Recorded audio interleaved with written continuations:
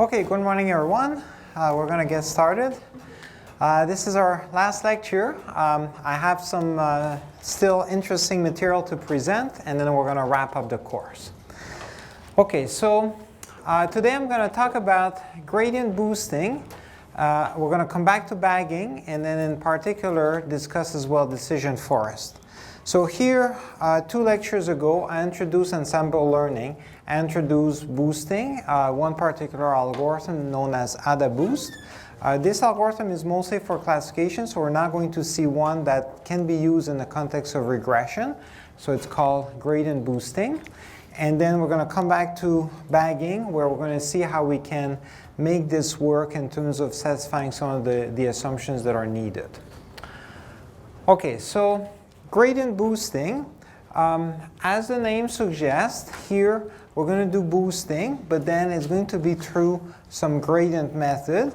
And then this will be particularly useful in the context of doing boosting for regression. Right, so if you recall, we saw the AdaBoost algorithm. So this algorithm is great for classification. So let's say that you've got a base learner, then you can learn a simple classifier. Doesn't have to be perfect. And then depending on where it makes mistakes, then you can reweight the data set and then apply that same base learner to get a second classifier and then continue to update in this fashion. And then the idea is that at the end you get a set of classifiers that can be combined together, right? But now the AdaBoost algorithm was specifically designed for classification, and now we need to modify it. We need to do something different if we want to use boosting in the context of regression. Okay, so for this, the gradient boosting algorithm will be our solution. In fact, it's one of the several possible solutions. Okay, so what is gradient boosting? So gradient boosting, the idea is that we're going to start with some predictor. I'm going to call it Fk. So here Fk is essentially a regression technique. So it's a hypothesis, or if you think of it as it's a function that makes a prediction for some inputs. Okay, so now let's say that at stage k, we have a predictor Fk, and then it has some loss function, some loss that is measured here by L, where we compare Fk of x to the desired output y. So here we're going to come back to this in a moment. So the idea is that gradient boosting can be applied with a wide range of loss functions. So that's why here I'm simply using L to denote a loss function in general. So given some loss function, then the idea is that we're going to compute the negative gradient of the loss function with respect to our current predictor Fk. Okay? And this loss function, when we compute the gradient, we're going to see in a moment that it has certain properties, but then the idea is that now we're going to fit our next predictor to this negative gradient. So here this is a little bit counterintuitive, because when we think about regression and we're trying to fit a predictor, we normally fit the predictor to the desired output y. But in this case, we're going to fit the predictor to approximate the negative gradient. The reason for this is that now, let's say I already have a predictor Fk. I just computed a new predictor Hk plus 1. Now if I add Fk plus Hk plus 1 times some multiplier eta k plus 1, then this will emulate a step of gradient descent. So the idea is that normally Fk is used to make a prediction. The problem is that, okay, Fk is not perfect. I want to improve it.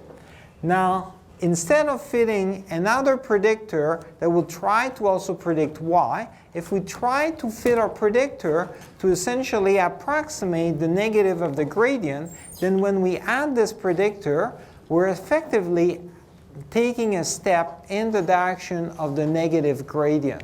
So essentially doing a form of gradient descent. So that's the intuition here for gradient boosting. Okay, so here you see at every step we're going to have some predictor. It's not perfect. It's going to have some loss function, some loss, some error. And now we're going to fit our next predictor to approximate the difference between the target and what is currently being predicted. So effectively the gradient, the negative gradient, so that then when we take a sum of our predictor with the approximation of the negative gradient, then we're effectively taking a step in the negative direction of the gradient, and therefore we're doing gradient descent. Okay, any questions regarding this slide?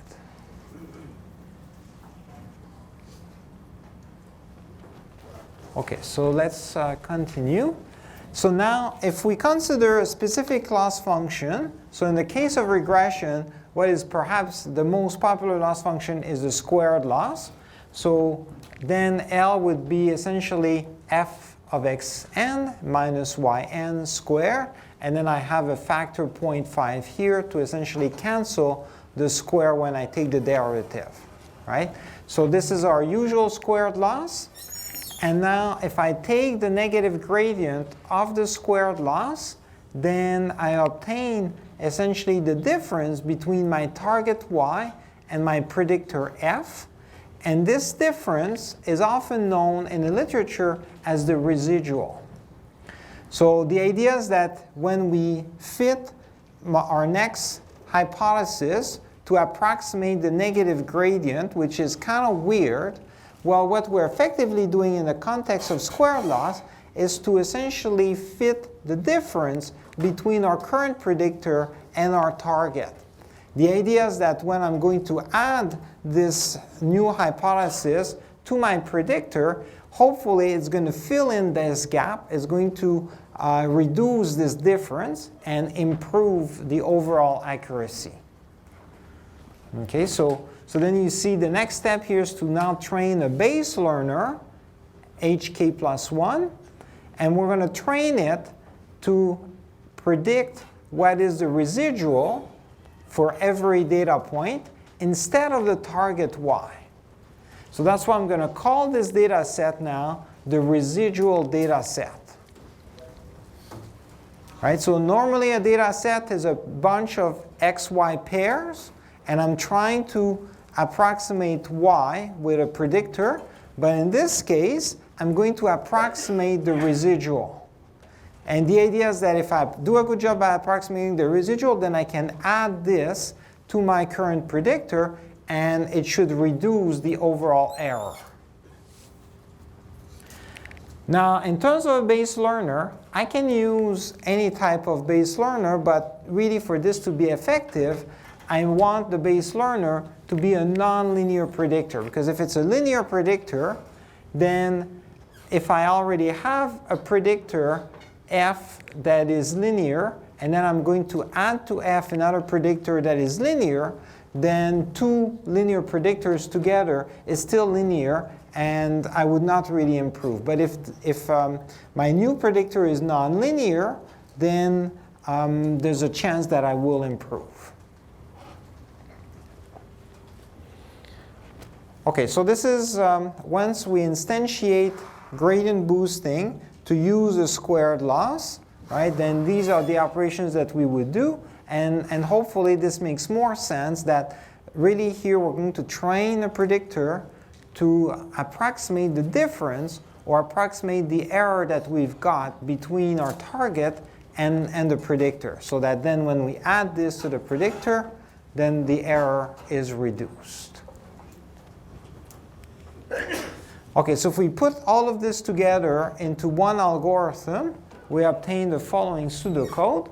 So initially, we can set our first predictor to be a constant simply by minimizing, finding the constancy that would minimize the sum of the losses for every data point.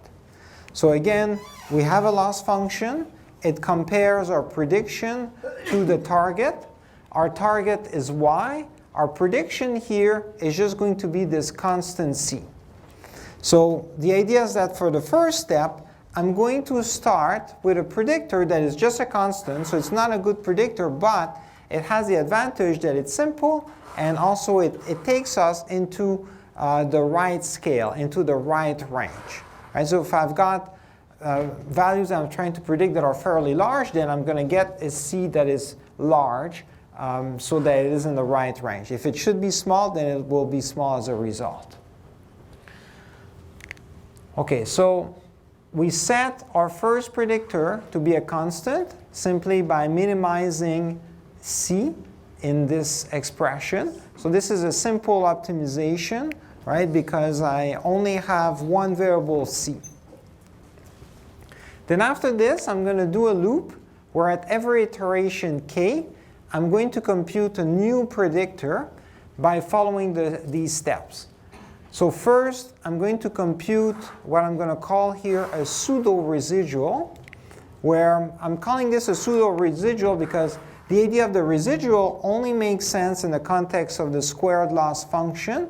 But then if I have some other type of loss function, then it might not be a residual exactly. So the negative gradient will give me some value. This value will typically have something to do with the error that is being made, but is not necessarily a residual, where by definition a residual would be the difference between our prediction and the target. Okay, so I'm going to call that a pseudo-residual because it's more general than just a regular residual, and it depends on what is the loss function. And once I have a pseudo-residual for every data point, then I can form a new data set. I'm going to call it the residual data set. And then I train a new base learner, hk, with respect to that data set. So again, this base learner is going to try to find a hypothesis that approximates the residual, or that approximates the negative gradient. The idea is that after that, I'm going to add to my predictor the new hypothesis multiplied by some step length, eta. And here, because my new hypothesis is an approximation to the negative gradient, then this, I can think of it as a step length, and I'm effectively doing some form of gradient descent. Okay, so now it's not clear what might be the best step length, but what we could do is simply pick the step length eta to minimize this expression.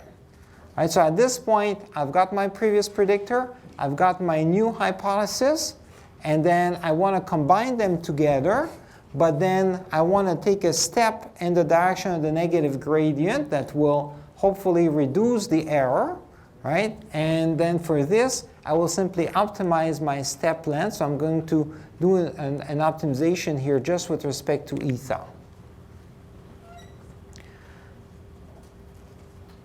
Okay, once I have eta for this particular hypothesis, let me call it eta k, then I'm ready to combine hk with the previous predictor fk minus 1 to obtain a new predictor fk. Now if you look carefully at this, can anybody tell me when are we updating some weights in a predictor in this algorithm? So at what step are we updating some weights? Because normally in machine learning, right, we've got some parameters or we've got some weights, and we would normally update some weights. Right? So if you look carefully at this algorithm, where's the weight updating happening? Yeah? Is it the negative gradient? So, okay, when we compute the negative gradient, then I guess here we are computing a scalar. Well, actually, no, it's not really a scalar. I guess it would be, well, actually, no, sorry, it is a scalar. So it is a scalar, so there's a value for each data point, but that is not a weight update per se. Yeah, so we're going to use that, obviously, to update some weights at some point, but where's the weight update? So we treat Yes, so when we train the base learner here, you see we have a data set, and then when we train HK, so HK has some weights. It could be a neural network, it could be a decision tree, it could be any type of regressor, right? So then it will have some weights, it will have some parameters, and this is where they get updated. Okay, now what about this step here where we optimize, when we do the update of the predictor, do we update any weights here? Okay, so if you look at this last update, who would say that we update some weights here? And who would say that we do not update any weights? Ooh, okay, most people are in the uncertain mode. Okay, so we've got a few people who said that we are not updating any weights here, so why is that? Yes? If you're adding one hypothesis to another, and if the nature of those hypotheses are not the same, for example, some of them are, the previous one, fk minus 1 was, for example, a linear one, and the base learner is not linear, so there's no need to update the weights. Right, so yeah, so here in general, that's right, so we are not updating any weights. So fk minus 1 is a predictor, it's fixed, it has some weights, but they're fixed, right? And then hk, we already optimized it up here, it has some weights and it's fixed, right? And then eta k, this is a step length, we already found an optimal step length and it's fixed as well. So here, essentially all of these things are fixed. Now what I'm really doing here is combining together several hypotheses, but I'm not updating their weights, or I'm not combining their weights in any way. Okay? So what this really shows is that I'm going to combine their predictions. Okay, so here when I say update predictor, what I really mean is that I'm taking a weighted combination of several predictors, and then the idea is that when I apply them to a data point, right, then I will apply each predictor to that data point and then combine their predictions through a weighted combination in this way. Yeah? So that means it doesn't matter if the weights are optimal. Yeah, so here this is interesting because, yeah, the weights might not be optimal. So when we found fk, it was not optimal. I mean, presumably there's some error, and that's why now we're finding a new hypothesis, right? And we're not updating it, we're leaving it as is, right? And then when we find hk, now hk does not predict directly y, all it does is really predict the difference, right? So that's okay. And here we're going to simply combine the predictions. Yeah? So I guess with having really like bad weights, but with that, I guess with that, time it takes to reach this level. So yeah, so here we should be able to convince ourselves that this will lead to some predictor that is gradually improving, simply because you see at every step, when I look at, so at every iteration, when I look at this step here where I optimize the step length, I have already a predictor. Now I found a new hypothesis, and then I'm optimizing the step length. Now the step length can be set to 0. So if I use a step length of 0, what it means is that at the next line here, fk is going to be the same as fk minus 1, and now I will not improve my predictor, right? But if on the other hand, I choose here a step length that is different than 0, then it means that I found a way to reduce my loss function by choosing an eta that is different than 0, and therefore the combination here will have a lower loss overall. Now, will this lead to a loss of 0 in the long run? It's not necessarily the case. So it depends on what is our space of predictors that we're considering, and also how much noise there is in the data. Okay, so if we don't have noise, or at least if we don't have two data points that have the same input but different outputs, then there is a possibility of finding some function that would fit perfectly the data. And then here, if we choose some hypotheses H that are from some space that is expressive enough, then perhaps in the long run, we will be gradually reducing the error, and then the error might become 0. But if we don't have these right conditions, the error will decrease, but not necessarily to 0. And here you see each predictor has some weights, but those weights, we don't change them. What we do is we simply add more predictors together to essentially create a larger ensemble. So you see, this is a different way of thinking. Everything else that we've done so far in this course, we have some parameters and we update the parameters. Here what we do is we don't change the parameters after this step where we learn with a base learner. Right? So all we do is we simply combine more hypotheses together, but then they essentially compensate for each other, and then we can guarantee that at every step, you see, Fk will have a lower loss than Fk minus 1 on the training set. Okay, what about overfitting here?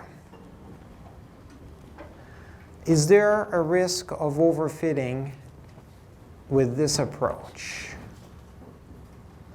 Okay, who would say that there is a risk of overfitting? And who would say that this is robust and there's no risk of overfitting? Okay, I had a grand total of one person for each question that answered. Okay, so let's think a little bit about this. Right, so we've got an algorithm, right, and then I explained that at every step we're coming up with a predictor that is improving, at least with respect to the training set, right? So we're reducing the loss at every step, right? Now this is with respect to the training set. So now, is there a risk of overfitting or not? So again, who would say that there is a risk of overfitting? Okay, I've got a few more hands. And who would say that there is no risk of overfitting? Okay, so still the majority is unsure. Okay, so among those who said that there is a risk of overfitting, what's the rationale for this? Yeah? Because we're adjusting the predictor based solely on what the training data, like calculations added to. Yeah, so here at every step, we're trying to reduce the error with respect to the training set, so at least the training loss. So yes, so here there is a risk clearly of overfitting, because if we have some base learners that are expressive enough, then at some point we might just reach a loss of 0. And then that will look like everything is perfect, but then at that point, if there's any noise in the data, we're fitting that noise, so we're overfitting. Okay, so this is interesting. It's in contrast to the AdaBoost algorithm that we saw, where in its case, it was actually fairly robust to overfitting. This one is actually susceptible to overfitting. It's prone to overfit. Okay, so based on what you guys have learned in this course, what could we do here to reduce or perhaps prevent overfitting? Any ideas?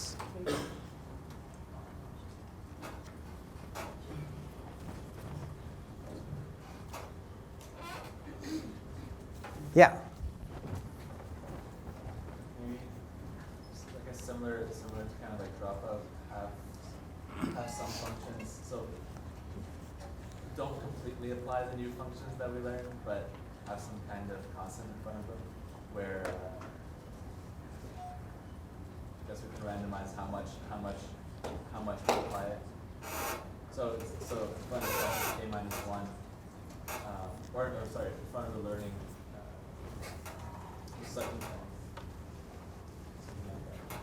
Yeah, okay, so here, I guess, yeah, if we want to reduce overfitting, then perhaps we can introduce some form of randomization.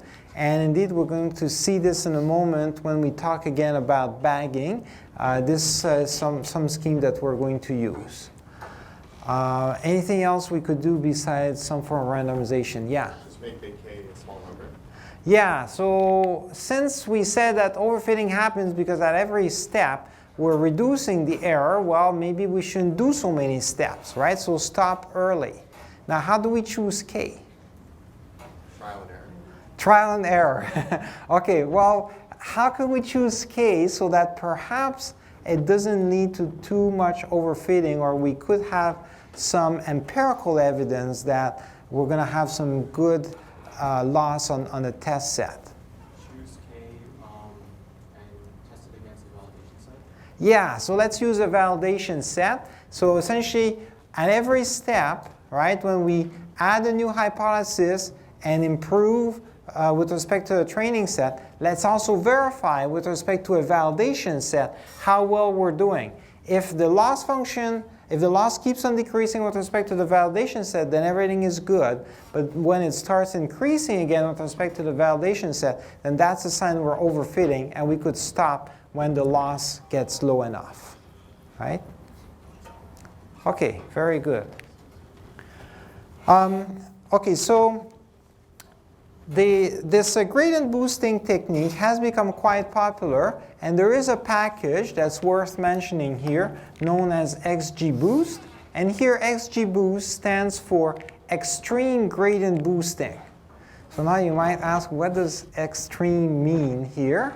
The truth is that it's some form of marketing. It doesn't mean much, okay? Except that what the authors want to advocate is the fact that this package has been optimized for performance. So it's meant to be efficient, and it's also meant to be accurate. Okay, so in terms of the engineering, it's been really well optimized. Now, this package has been used by many people in all kinds of situations, and in particular on Kaggle, there's lots of challenges where some people have won some competition, and then they reported afterwards that, well, the main algorithm they were using was actually XGBoost. So here, if you go to this website, this is the GitHub repository for XGBoost. There's at least 12 cases that are listed there where the winning entry was based on XGBoost. So again, if you recall, when we talked about the Netflix challenge, which was one of the first early challenges where boosting or ensemble learning was used, then after that, whenever you want to improve the accuracy of any type of classifier or predictor, then ensemble learning is useful. You can often boost the accuracy by a few percentage points. And indeed, in many subsequent competitions, then boosting has been the key. Okay, any questions regarding gradient boosting or XGBoost? Good? Okay, let's continue. So what I'm going to do now is write on the board a brief summary of some of the important differences between bagging and boosting. So if you recall, we started with bagging last class, and now we talked about AdaBoost and gradient boost. So there are some differences. These are like the two main paradigms for ensemble learning, and then we're going to come back to bagging for a few more slides.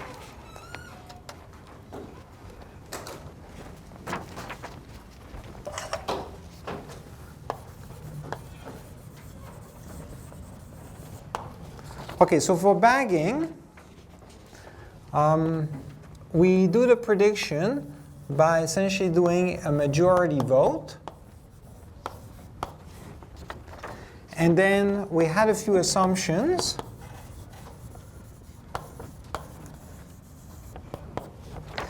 The first one is that we needed some independent hypotheses.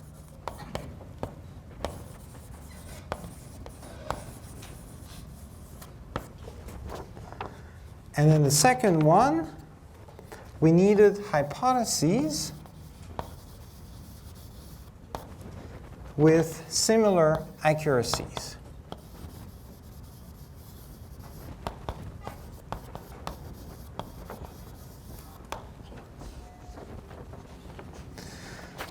Okay, so if you recall, with banking, we saw that if we have a bunch of hypotheses, right, and then each one of them makes some error that is independent of the other one, then it's a bit like you see having many people that vote for a candidate, and if everyone makes a choice that is independent, but then the choice would be somewhat randomized, there's maybe a probability of making some mistake, but then that probability is is independent for everyone, then the majority in general will tend to do better. The trouble is that now this will only work if the hypotheses are independent and also if the hypotheses have similar accuracies. Okay, in the context of boosting,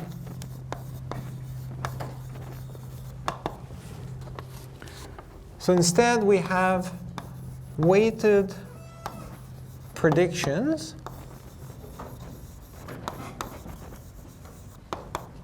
So if you recall, for AdaBoost, we take a weighted combination of the classifications, and then in the context of gradient boosting, we take a linear combination of the predictions. Now the benefit of this is that it allows some correlated hypotheses.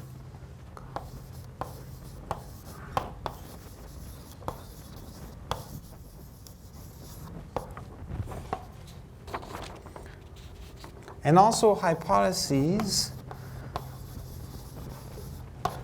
with imbalanced accuracy.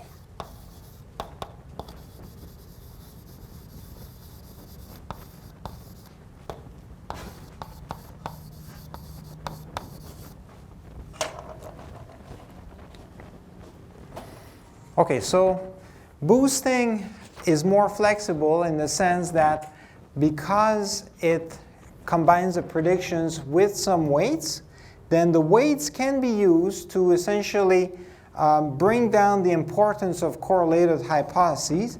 Again, if you have hypotheses that are correlated or even the same, the trouble is that they might gain too much importance. So to counter this, then we can decrease their weight.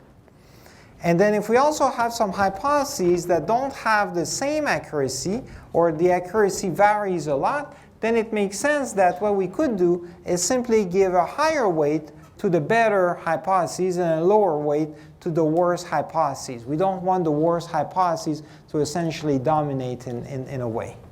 Right? So boosting is nice in that sense. Okay, now if we, and it looks like, okay, boosting is clearly practical because it doesn't have much restrictions, whereas bagging is making some assumptions. And here, these assumptions are unlikely to hold most of the time in practice. But then an interesting question is, could we engineer some setup where we could make sure that those assumptions hold, or at least approximately hold? Okay, it turns out that yes, we can do this. So if we want to have some independent classifiers or predictors, what we could do could include two things. We could do what is known as bootstrap sampling, where we sample without replacement a subset of the data. So each time we train a base learner to produce a hypothesis, if we get that base learner to work on a subset of the data, and that data is essentially sampled from our original data set, but then you see we feed to the base learner different sub-samples of the data, then it will reduce the correlation between the hypotheses. The hypotheses are likely still to be correlated because there's still going to be some overlap in terms of the data. In fact, the hypotheses cannot be completely independent, but at least their correlations are going to be reduced through this scheme. Now, we can do this with the data. We can subsample some of the data, but we can also do something similar with the features. and this is known as random projection. So the idea is that normally we have a set of features, and we want to use all of the features in terms of making a prediction, but this is in the paradigm where we're trying to obtain the best predictor possible. Now, in the paradigm of ensemble learning, the key is not to obtain the best predictor. The key is to obtain a simple predictor that is better than random, and let's get it as quickly as possible. So here, it doesn't hurt to perhaps simply subsample the features. This will reduce, again, the correlation, because if I have lots of features and then one classifier, one predictor is trained based on a subset of features, the next one on a different subset, perhaps there is some overlap but not too much, and so on, then we will obtain predictors that have less correlation.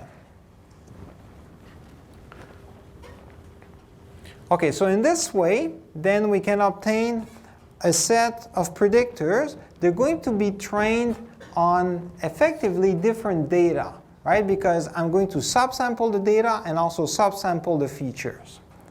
Now, just to be clear, let me draw a picture.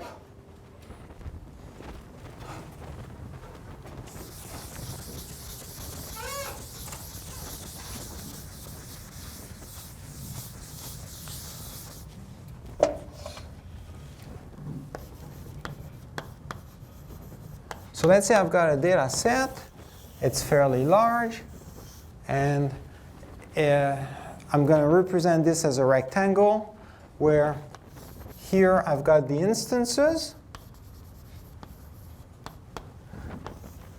and here I have the features.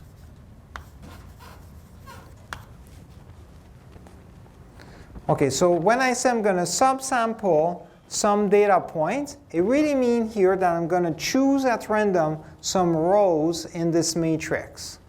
Right? So I might choose the following data points. So I'm just drawing some lines at random throughout, and these could correspond to different data points that I selected. Okay, so this could correspond to, let's say, x3, x4. This could be x10, x12. And here perhaps x15, x17, x18. Okay, so I've subsampled some data points. And then I do the same thing with the features. So perhaps I obtain the following features. So I have here, let's say, f5, f9, f10, f14, f19. So I just made that up, right? So these are some features that I've subsampled. And now you see those rows and those columns that I've subsampled, I can bring them together to form a smaller data set. Okay? The smaller data set is going to have x3, x4, x10, x12, x15, x17, x18. And then for the features, f5, f9, f10, f14, and f19. Okay? So the idea is that those rows and columns that I have subsampled, I use them to form now a smaller data set, and that's what I feed to my base learner. Now each time, I'm going to subsample different data points, different features, which gives me different data sets, and therefore my base learner is going to produce different hypotheses. Depending on the amount of overlap, right, then these hypotheses are going to be less correlated. The idea is that if there's not too much overlap, then I'm reducing correlation. And then bagging will work, or should work better. Okay, any questions regarding this? Okay.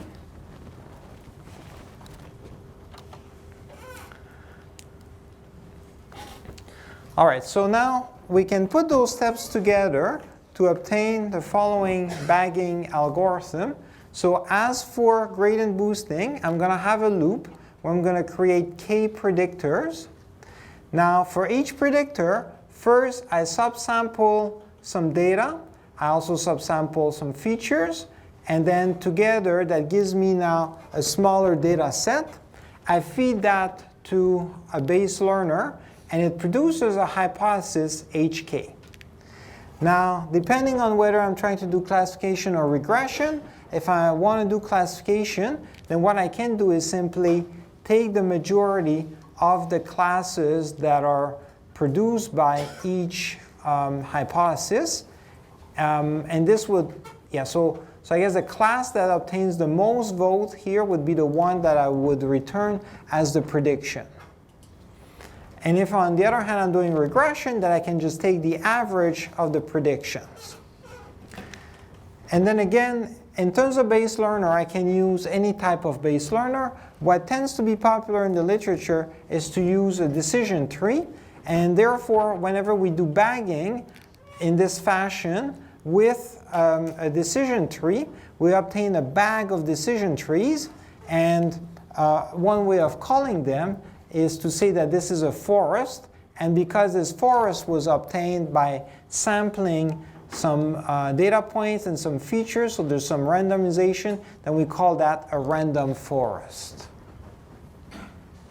Okay, so when you look at different packages, you're going to see sometimes an option where you can select random forest as, I guess, your classifier or your regressor, and that's what it corresponds to. Okay, so it means that you're really going to be creating a bag of decision trees, and each decision tree is going to be trained on a subset of the data and the features. Okay. Any questions regarding this? Yeah.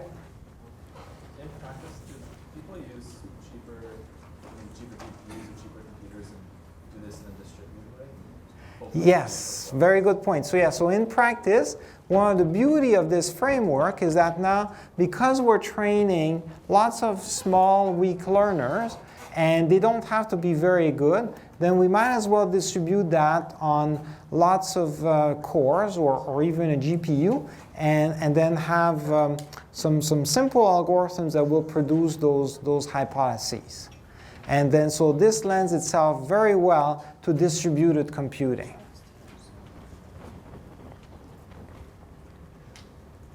Okay, so let me give you an example of an application that did use random forest, at least at its beginning.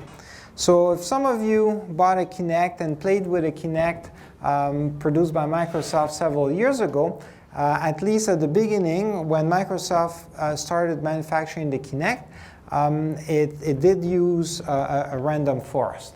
Okay, so what's interesting about the Kinect is that it was one of the first gaming console that did not require the player to hold a controller like a joystick or something else to issue some commands. So the way you would play with the Kinect in various games is that you would essentially act in front of a camera, and then, so like in this example, we've got two people that are playing volleyball, so they're making the moves to essentially play volleyball, and then the Kinect would essentially track their motion, infer their posture, and therefore infer what they're doing.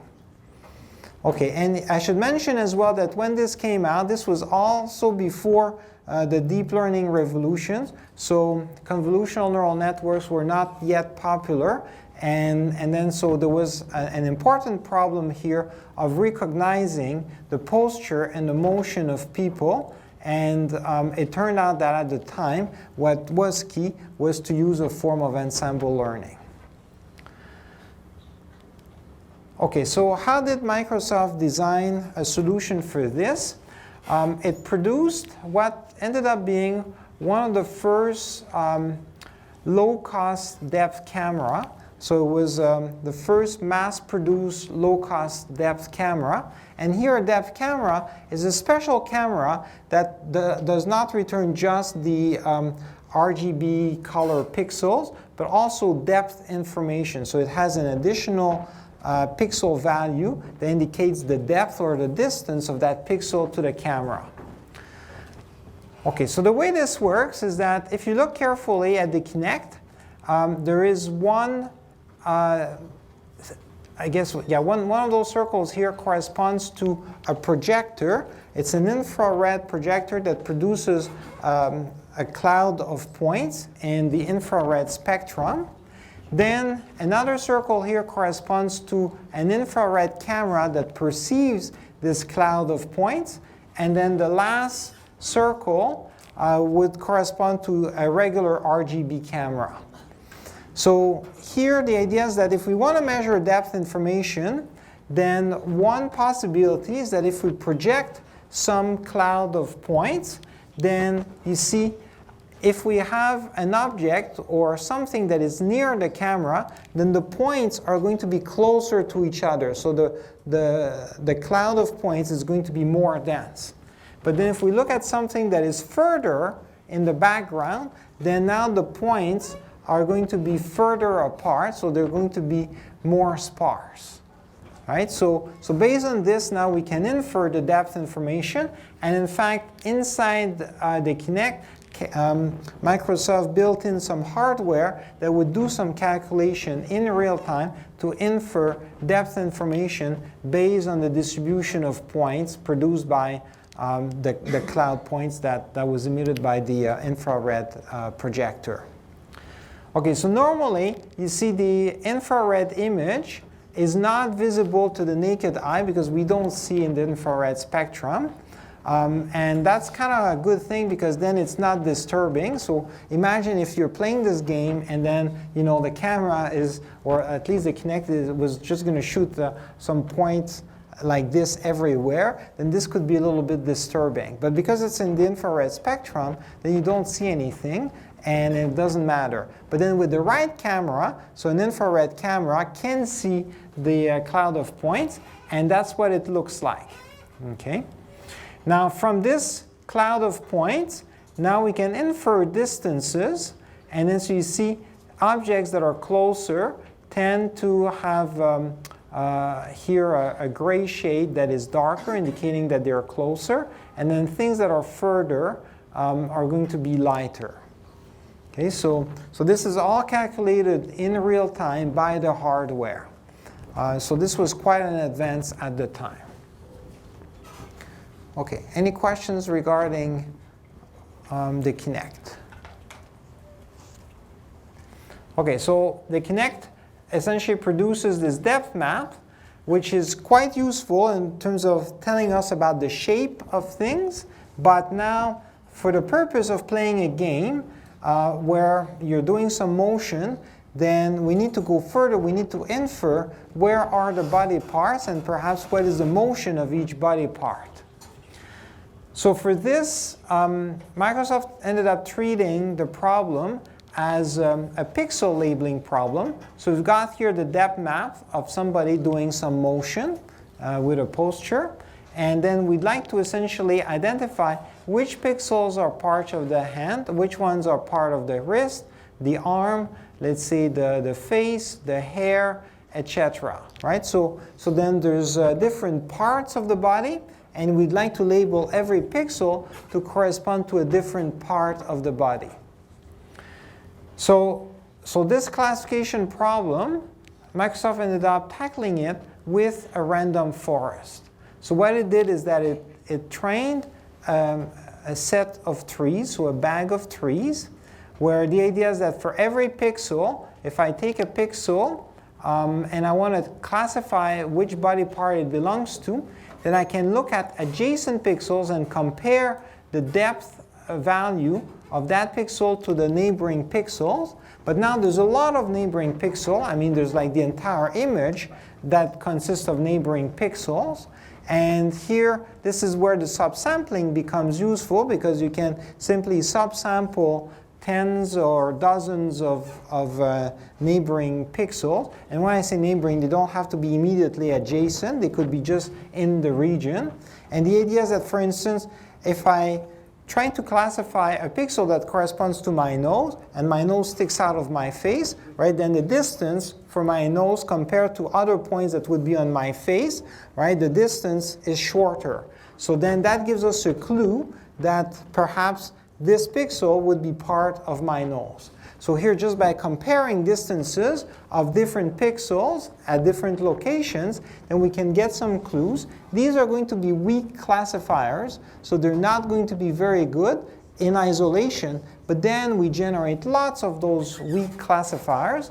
And in fact, the Kinect was also one of the first hardware that used GPU and distributed computing effectively, not just for rendering images, but also for processing the images, and in particular for here doing the body part recognition. Okay, any questions regarding the Kinect and body part classification? Good? Okay.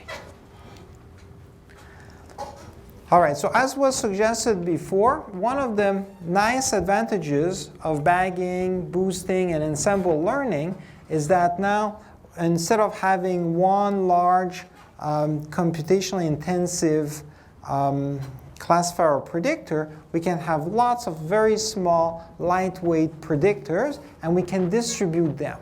So then this can utilize easily some distributed architectures. And then the other advantage is that if we have lots of data, perhaps so much data that it doesn't fit all in the memory of a computer, well, since we're going to subsample the data and the features, then perhaps we can obtain some smaller portions of the data that can fit in the memory of some computers. And then this helps to scale with respect to large data.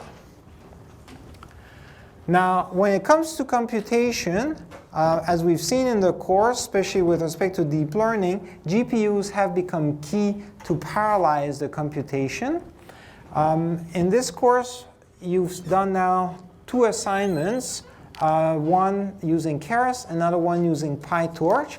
But then there's actually several frameworks for working with GPUs. And all of them are essentially providing you with some basic operations to manipulate either vectors, matrices, or tensors, where essentially vectors are just 1D array, matrices are 2D arrays, and tensors are just any number of dimensions for arrays. Right? So then operations on these multidimensional arrays can often be parallelized with a GPU.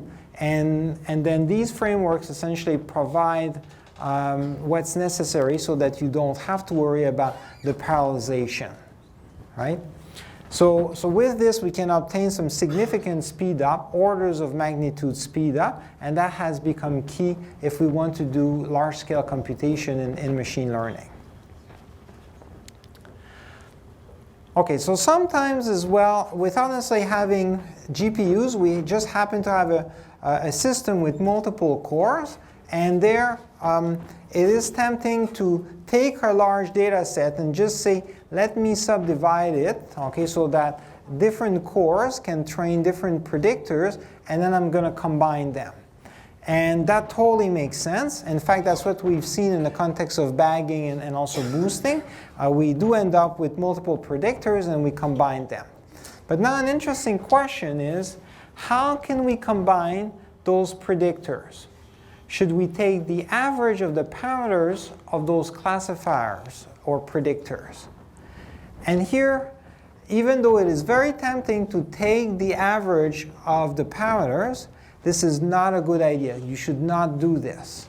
Okay, so you will encounter some packages out there that will suggest to do that. It's actually a common thing. It's a very intuitive thing to do, but it's not a good idea. There are problems with doing this.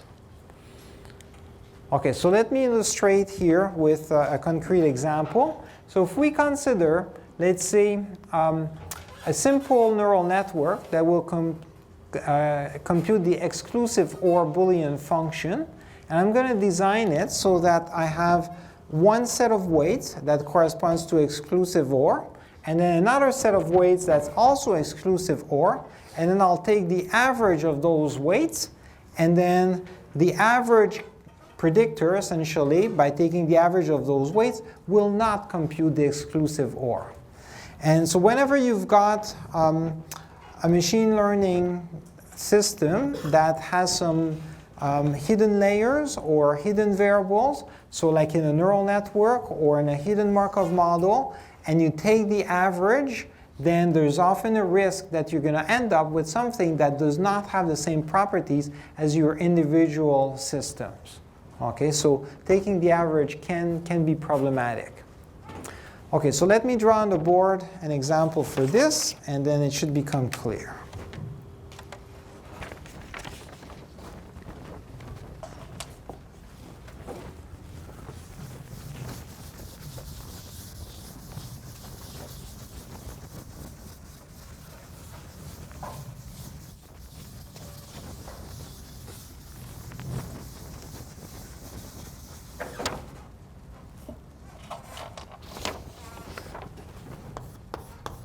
Okay, so I'm going to start with x1, x2 being my inputs. These are going to be Boolean variables, so they just take values 0 and 1. Right?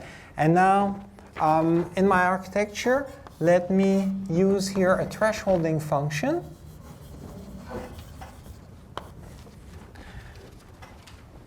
I'll repeat this below. So 1, x1, x2. I'll have, again, another thresholding function. And then in the case of exclusive OR, we cannot compute with just one layer. If we're using the thresholding function, we cannot compute the exclusive OR directly. So we need to have two layers. So I'm going to combine these. Let me add another constant. And here I'll put another thresholding.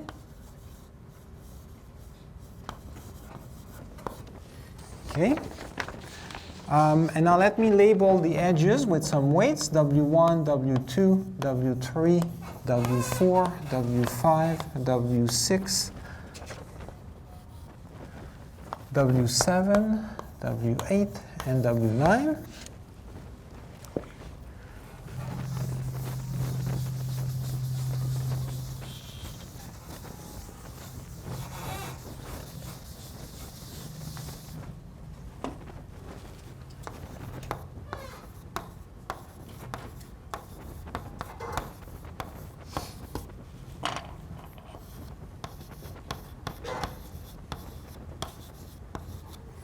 Okay, so I've got my 9 weights, and let's write down some values.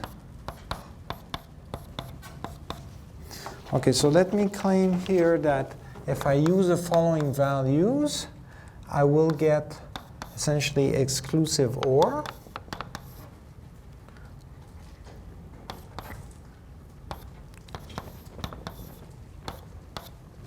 Okay, so if I'm encoding exclusive OR, then it means that I can write down the following truth table, where if I start with the following values, then I should obtain 0, 1, 1, 0. Right? So the exclusive OR is a Boolean function where if I feed in values for x1 and x2, where one of them is 1, the other one is 0, then I get a 1, and then also 0 and 1 produces a 1. So now the way I've set up the weights in this example, if I look at the first 3 weights, they do correspond to essentially checking that I have a 1 here and a 0 here. So it's only for this pattern that I will end up with a threshold that produces 1. The second set of weights, W4 to W6, if you look at their values, they do correspond to verifying that I have the pattern 0, 1, and then again this will produce a 1. So basically you see I've set up the weights in a way where the first cell here, the first unit, is checking for 1, 0. The second one is checking for 0, 1. These are the two patterns that will give me essentially 1. So now what I do is I combine them together through another thresholding unit that essentially computes the OR of the inputs. Okay? So this finds each one of the two patterns, and then as long as one of them is triggered, then I compute here an OR. So I've set up the weights for W7, 8, and 9 to essentially compute the OR of what comes in. Okay, so that's the first set of weights that works. Now I could change those weights as follows.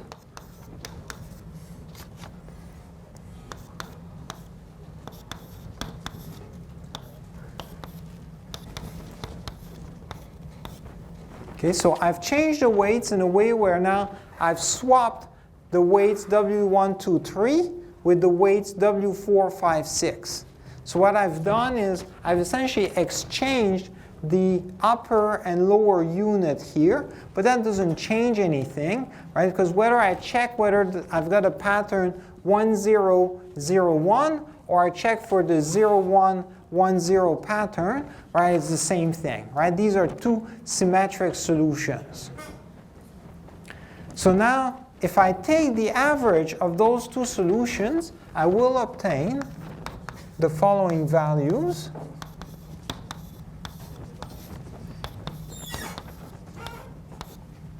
And if you look at those values, now you see for the weights W2, W3, their values are 0.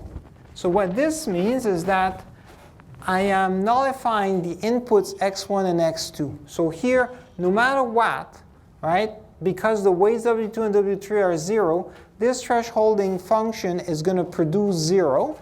And then same thing for the bottom part. W5 and W6 are both 0. So then this will produce a value of 0.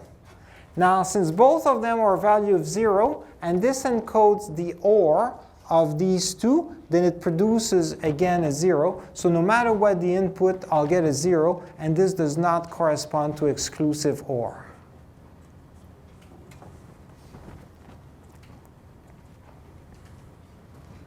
OK, so this is an example. And I mean, it's not a rare example. I didn't have to work hard to construct it. In practice, you see, whenever you've got some neural networks with some hidden units or a hidden Markov model with some hidden variables, and then you have some symmetric solutions, and then you simply combine two symmetric solutions, you will typically end up with something that doesn't have the same properties, that doesn't compute the same thing.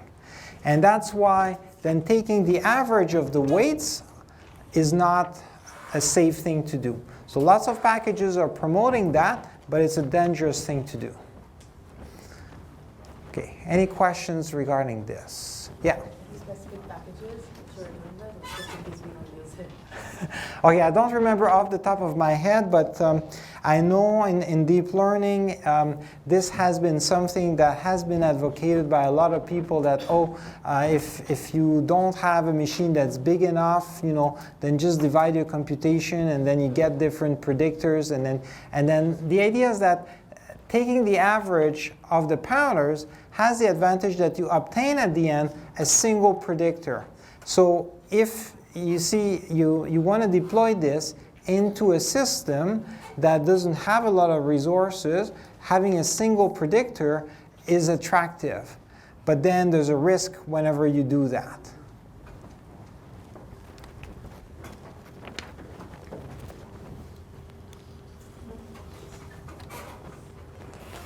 Okay, so what's the safe thing to do when we combine predictors? The idea is that we should not average the weights, but instead we should combine the predictions. Okay, so the safe thing to do is to combine the predictions. In a case of classification, that means doing a majority vote of the classes.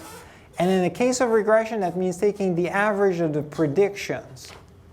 Okay, and this is effectively what we've been discussing in the context of bagging and boosting. So both bagging and boosting are doing the right thing, or at least they're doing the safe thing. Whereas out there, you will see people advocating just taking the average of the parameters. But again, there's some risks. OK, so this concludes what I wanted to talk about in terms of the material for the course. But let me now tell you a little bit about other courses in case you enjoyed this course and you want to learn more about machine learning. OK, so it turns out that at the University of Waterloo, we do have lots of great courses that are related to machine learning. So I've got here a full slide of courses that you can take. You can start by taking a course in artificial intelligence. So artificial intelligence is essentially broader, so you can think of machine learning as being a subset of artificial intelligence. So in the AI course, you will do a little bit of machine learning still. For instance, we haven't covered decision trees, and that gets covered in the AI course. We haven't talked about reinforcement learning. That also gets covered in the AI course. So I highly encourage you to take the AI course for this. Also, there is a course called Computational Linear Algebra that I would highly recommend. In fact, ideally, I would have recommended to everyone to take it before taking this course, because as you've probably noticed in this course, linear algebra is quite useful. So if some of you want to continue with machine learning, then as you go deeper and deeper, then linear algebra really is key, is the foundation to all of the things that we do. So having some good knowledge on that topic is important. So I highly recommend to take that course. Okay, we do have another course in machine learning called Theoretical Foundations of Machine Learning. So in contrast to this course, which is more an introductory course to machine learning, where we covered a lot of topics, but we did not go into much depth about any specific topic, and especially the theory. So this course, the Theoretical Foundations of Machine Learning, looks at an important question, more precisely the question of data complexity in machine learning. So when we talk about complexity in computer science in general, we typically think about time complexity and space complexity. But in machine learning, we have a third type of complexity known as data complexity. So in other words, whenever you've got a task and you want to predict something, then how much data do you need to ensure that you can get a reliable prediction? And so here, I mean, in some applications, you might say, well, I don't have a choice because the data is given to me and I can't quite create more. But then there's also the flip question where you could say, if you have a fixed amount of data, what's the level of accuracy that you can expect? Right? Because in the industry, sometimes somebody is going to ask you, do you think it's possible to predict X? Like, could we predict the stock market? Right? And now the next question is, well, do we have enough data for this? And then is your data informative enough as well? So now there's some interesting questions about studying, deriving some bounds that will guide us in terms of determining the amount of data needed to achieve a desired level of accuracy, or vice versa. So if we want to have, if we can change the amount of data, then what level of accuracy can we achieve? Okay, so this is a very interesting course. It's more theoretical, but I highly encourage everyone to take it. Okay, in our course, we also talked a little bit about optimization, but I did not assume that anybody had any background in optimization. But as you saw, most of the algorithms are essentially derived by doing some form of optimization. So we talked about gradient descent a lot. But we did not really go much further than that. We talked, I guess, a little bit about convexity, but there's a lot more to be discussed because at the end of the day, most of the machine learning techniques boil down to some form of optimization. So for this, we have two courses, Optimization for Data Science and also Fundamentals of Optimization. Now you'll notice that those two courses are at the 700 level, so that means they're graduate level courses. So now what if you're an undergrad and you're interested in those courses? So here's a little secret. As an undergrad, you can take graduate courses too. Okay, so most people don't realize this, but all you have to do is just go to the instructor and request to take the course. And usually there's a form that you'll have to fill in, but most instructors are going to be okay as long as you are going to be dedicated, that you're going to work hard and so on. But then you might say, well, if I'm with a bunch of graduate students, isn't this course going to be much harder? And really, I shouldn't take it. The reality is that the difference between undergrads and grads is that the grad students are maybe just a little older. Everyone who was a grad was an undergrad, a year before, a few years before. So you'll get there, right? And there's not that much difference, right? So So from that perspective, you can take graduate courses, and then it's mostly a matter of going to the instructor and making a request.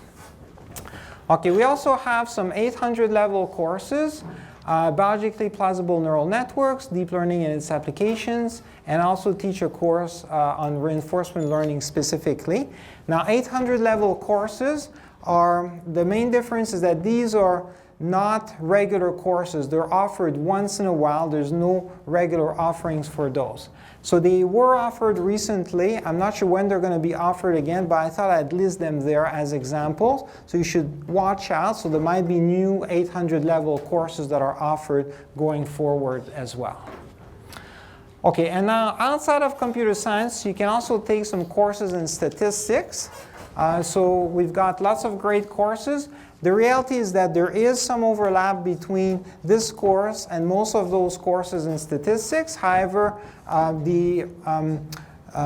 guess the angle that is taken is a little bit different. So in statistics, it's definitely more theoretical and more mathematical, whereas here we took a more algorithmic approach to everything. But still, I highly recommend those courses too. Okay, so beyond courses, we also have some data science programs that you can enroll in, both at the undergrad and the graduate level. In fact, some of you might be in one of those programs already. But if you're not and you're interested, so you can go to this web page.